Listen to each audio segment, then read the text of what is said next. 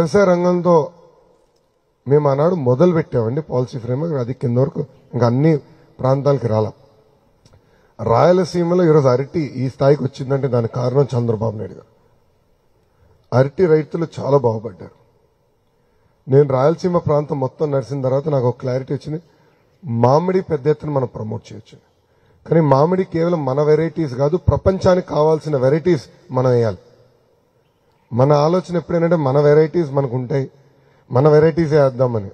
దాంతో పాటు ఇతర దేశాలకి ఏం వెరైటీస్ కావాలో అది ఎంచుకుని అది వేయాలి. అట్లా ఒక్కొక్కటి వీ హ్యావ్ టు టేక్. ఇప్పుడు డేట్ ఉంది, ఖర్జూరకాయ హ్యూజ్ పొటెన్షియల్. నేను పాదయాత్రలో అనేక పొలాల్లో చూసా, కానీ మొక్క చాలా ఖరీదైంది. సో అది government should create a research station. So అట్లా కొన్ని ప్రాంతాల్లో కొన్ని థ్రస్ట్ ఏరియాస్, ఓకే ఇక్కడ మామిడి హబ్ చేద్దాం, ఇక్కడ ఖర్జూరకాయ చేద్దాం, ఇట్లా చేసి we need to create the entire eco system.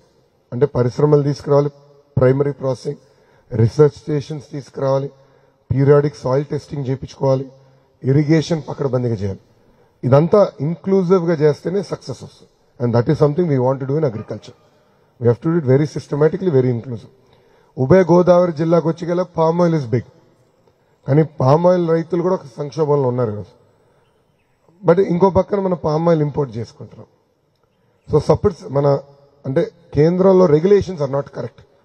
So inflation వచ్చే గల ఇంపోర్ట్ డ్యూటీ విపరీతంగా తగ్గించేస్తున్నాం.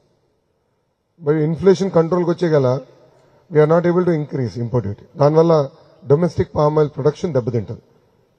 సో అన్నతో నేను మాట్లాడతాను, we'll have to work with commerce ministry to create automated sort of slab system. So inflation పెడితే of course inflation should be in control, but at same time domestic రైతుల్ని కాపాడుకోవాలి.